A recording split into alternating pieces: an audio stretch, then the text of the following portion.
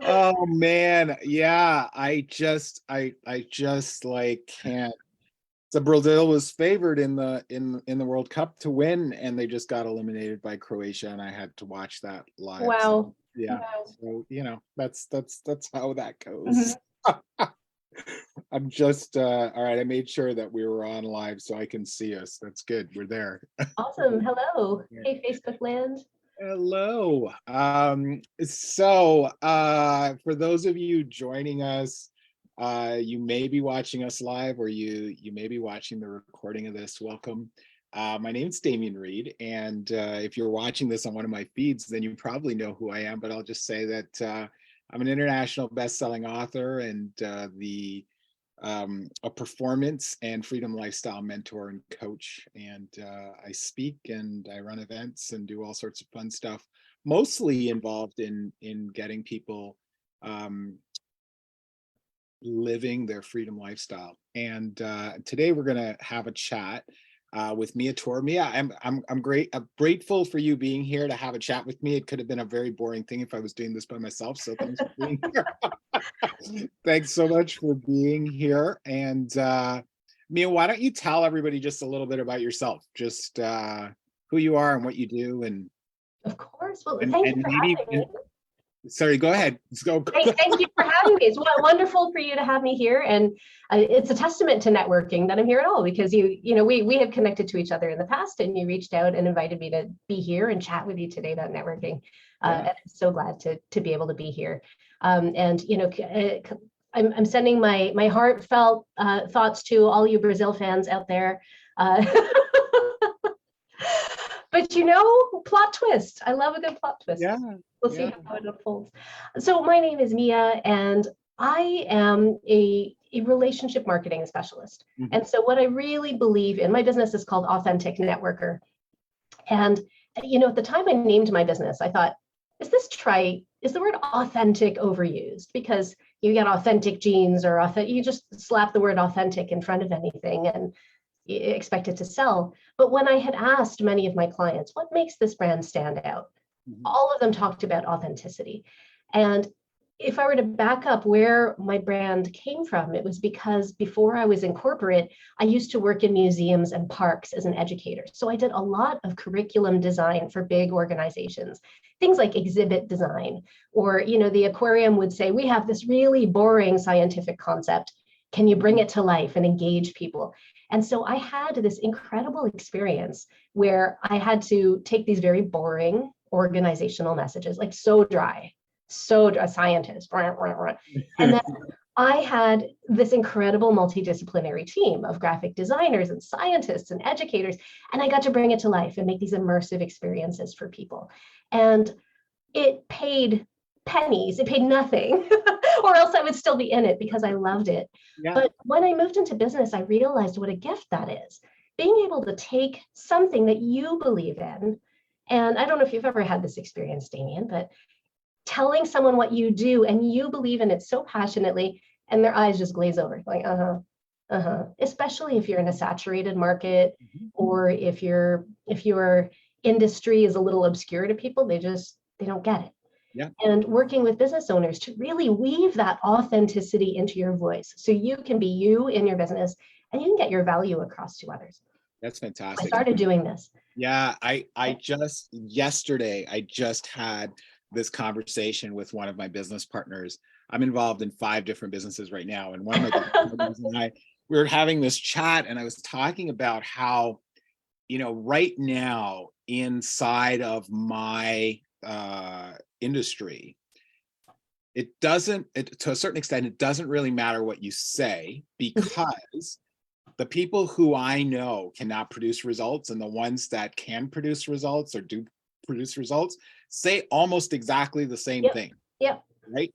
And the testimonials might not even be real. The results that they talk about producing might not even be real. And it's getting so much harder for people to distinguish amongst who's really being authentic and who's just putting up the front to be able to Absolutely. distinguish, right? Absolutely.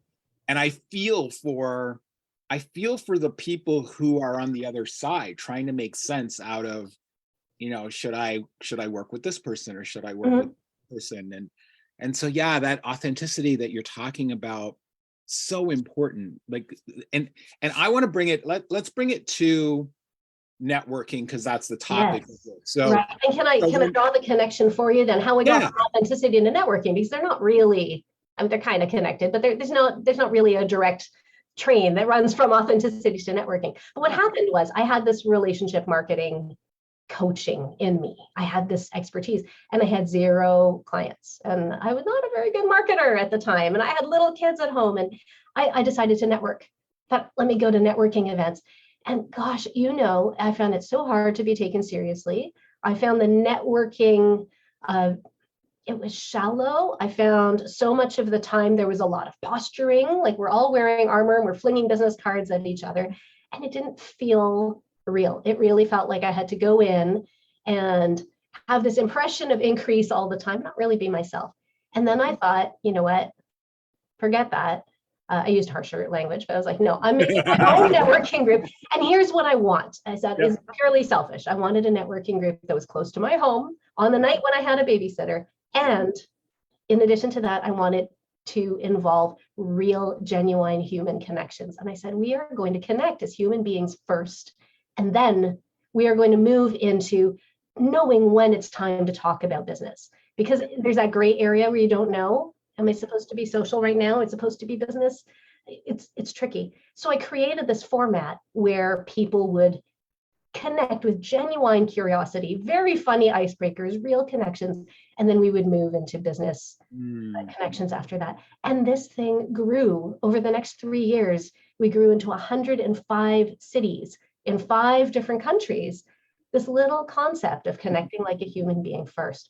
And what I've learned is that if you can create those human connections, we talk a lot about the know, like, trust factor, but if you can use these human connections, holding space for others to really build that know, like, trust factor, and particularly for the leaders, people who lead networking events, in that leadership, you can really distinguish yourself among many other business owners who do what you do.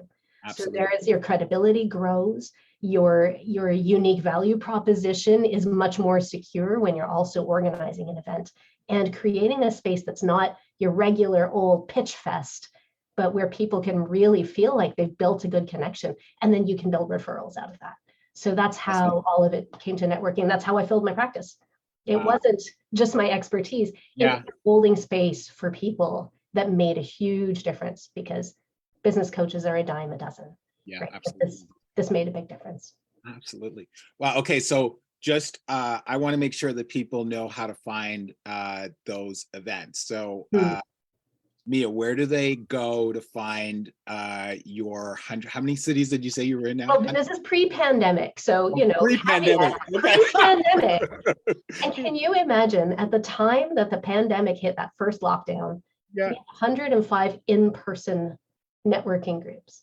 And so my clients were these group organizers. Yeah. And so many of us had to pivot our businesses, but I suddenly found myself having to assist 105 people to each pivot their in-person business. And that was staggering for me. Yeah. We all took a loss during the pandemic, but our groups are at about a third of that now. We're running at about 30 active groups right now, and then we do online meetings for that entire group. So you can find the meetup group and see if there's one local to your city at authenticnetworkers with an S.com. And that actually leads you to our Meetup Pro page that's got all the different events running. Fantastic. Yeah. And you guys, I'll put the link down below in the comments, notes or whatever, so that you can open that as well. So yeah, that's awesome. All right. So I read, and it's one of the reasons that I called this particular this particular discussion, I called it network, why your business depends on it. I read, and I actually quoted this stat in my book, which I wrote eons ago. Now it seems like a lifetime ago that I wrote that 9 out of 10 business owners, that their business depends on them being able to successfully network. I would believe that. Yeah. What do you see in your practice that supports that statistic? Like,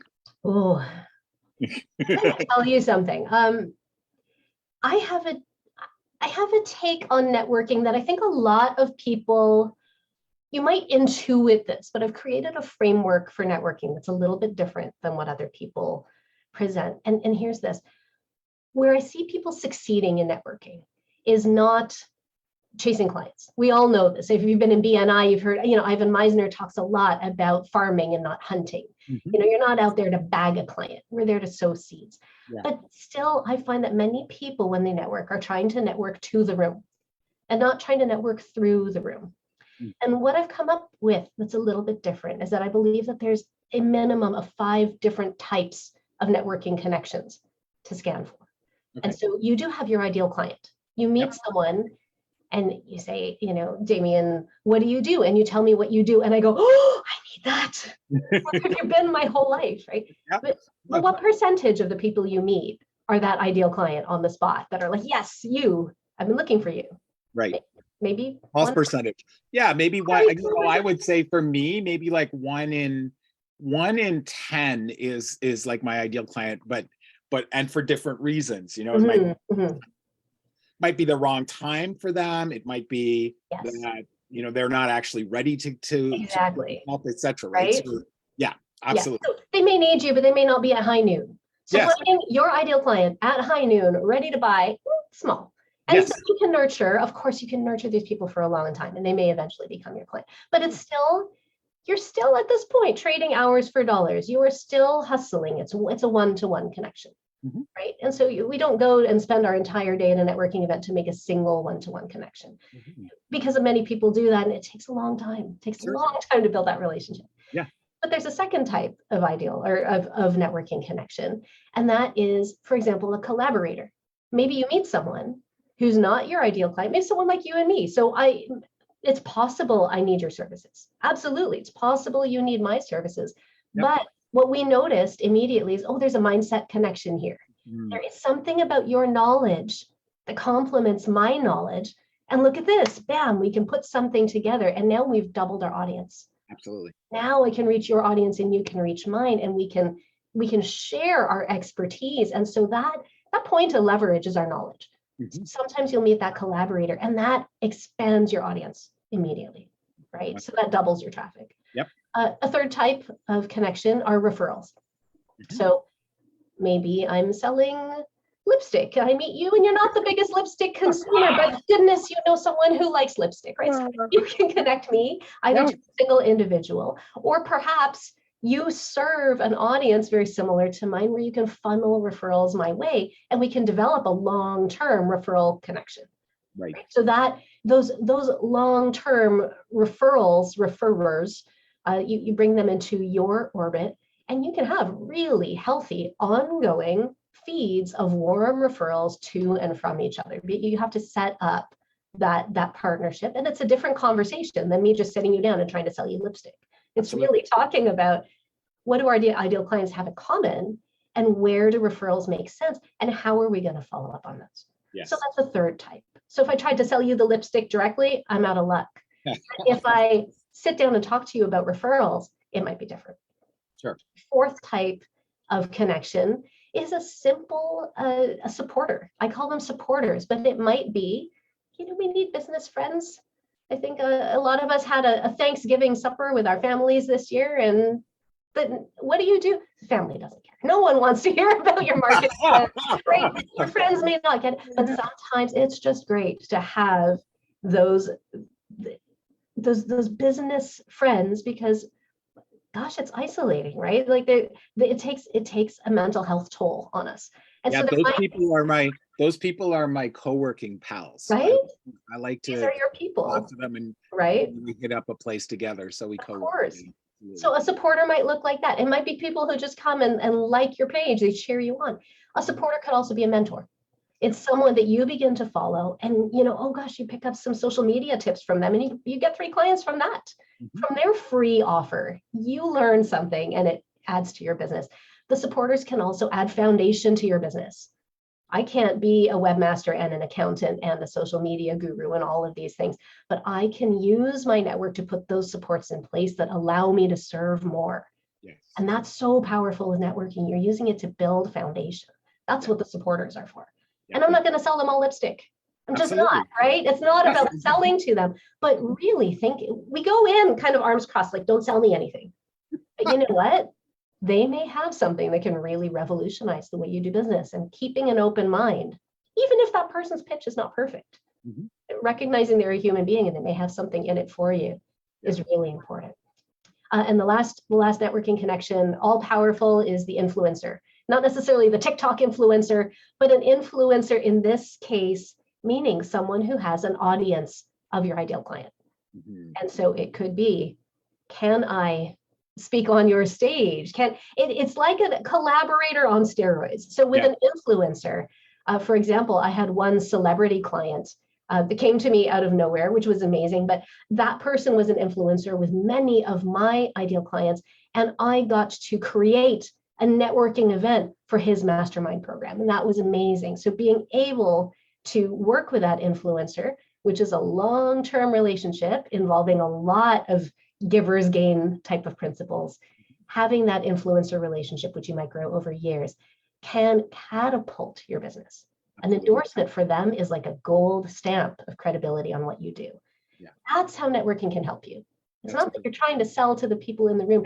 You are creating, I call it a constellation, right? We are creating that constellation to tell the story of your business from many different angles. And if you can do this well, it will boost your business from all sides. I love that, Mia.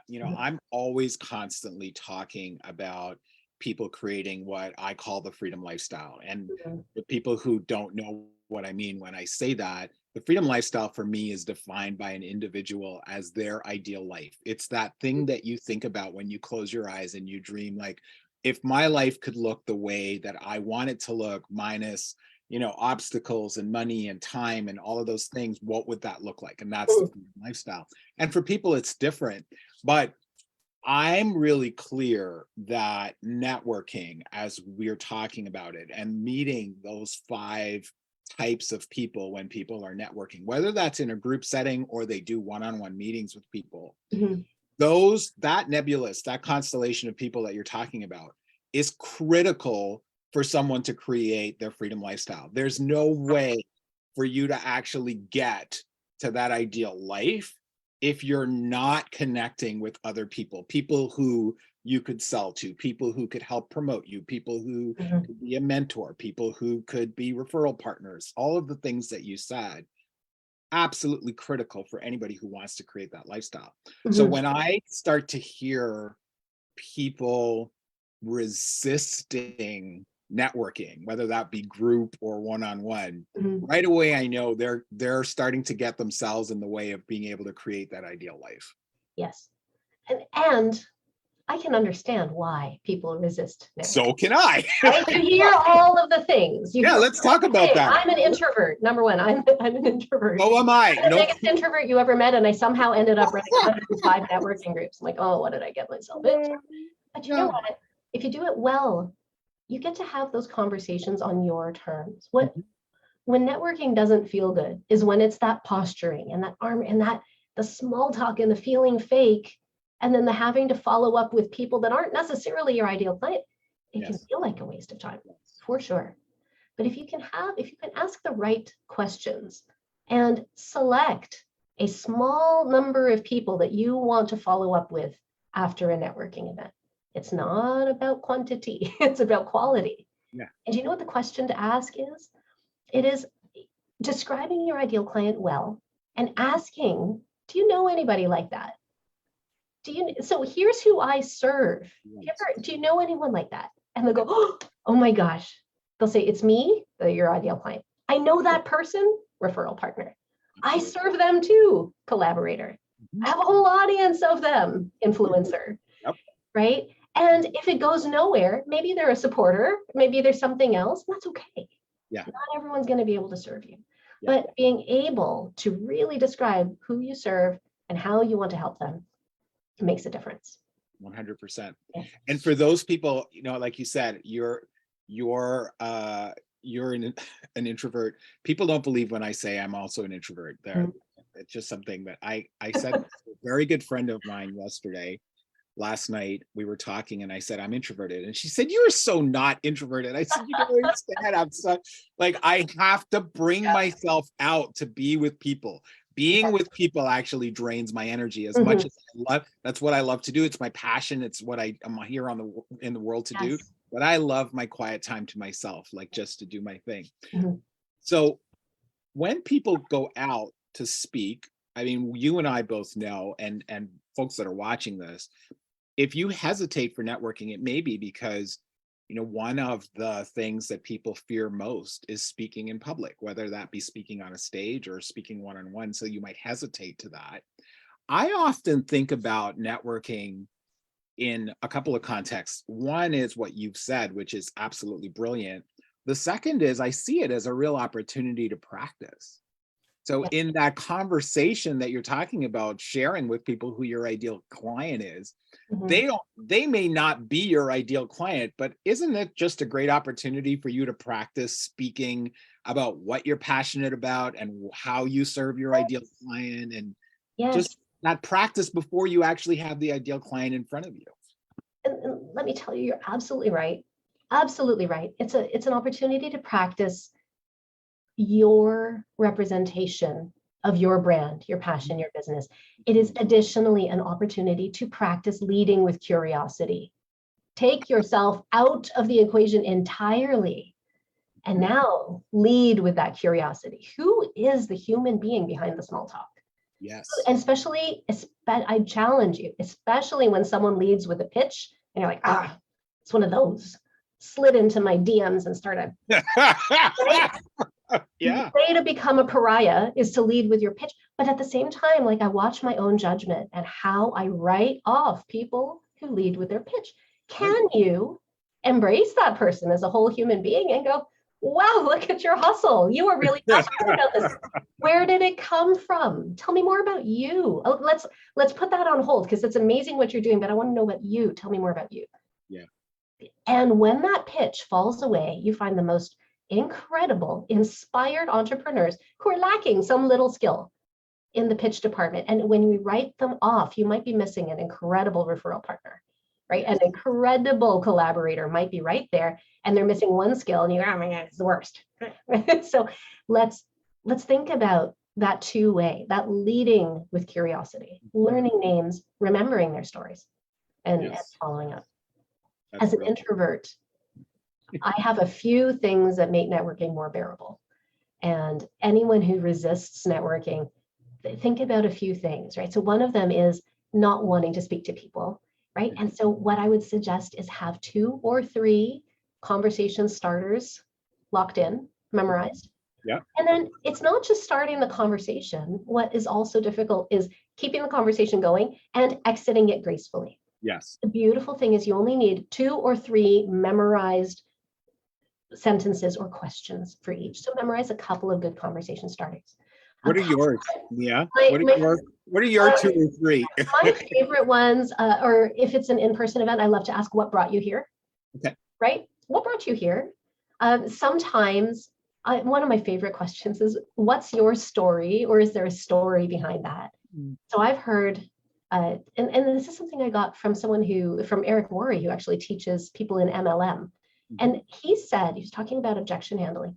And he said, when people go, oh, it's a pyramid scheme, I hate that. He says, sounds like you have a story. What's your story? When they launch into the story, then you connect as a human being. Yeah, love it. So asking for stories, that's a really big one. And when I'm feeling really awkward, I will honestly just fall back on a very simple, observe something in the world around you and bring people into that conversation. So talk about the buffet table or a speaker at the event, or, do you network often? Does it help you? Yes. Right? How does networking fit into your business? And then you get them talking a little.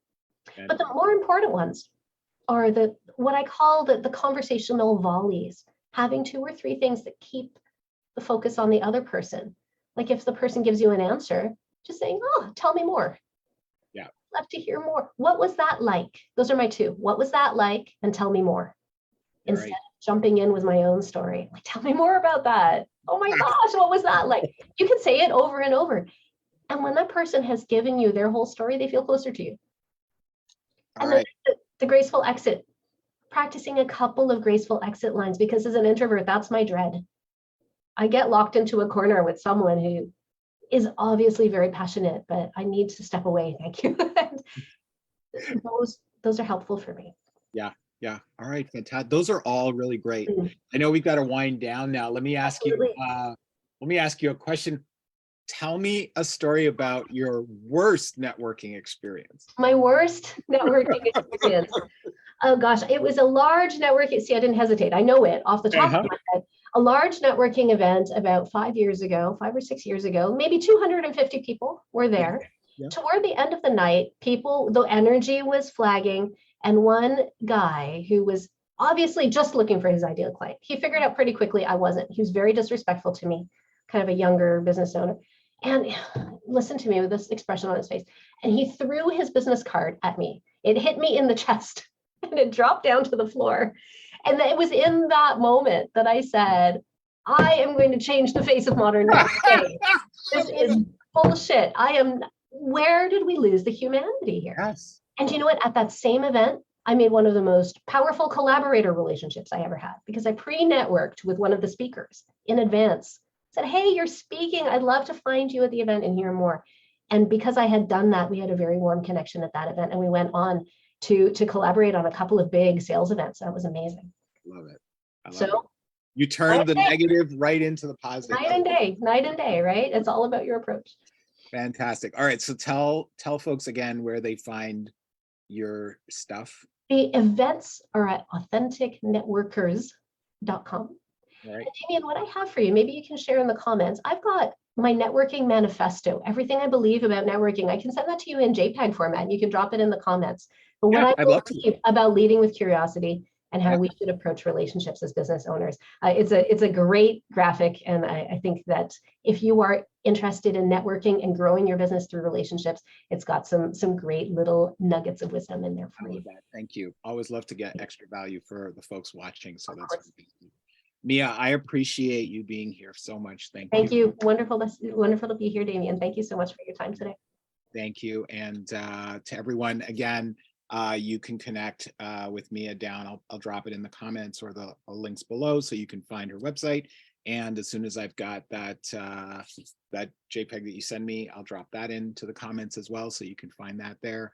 And thanks everyone for watching, listening, however it is that you came across this. I appreciate you and look forward to connecting with you again soon. Bye. Thanks everyone. Bye.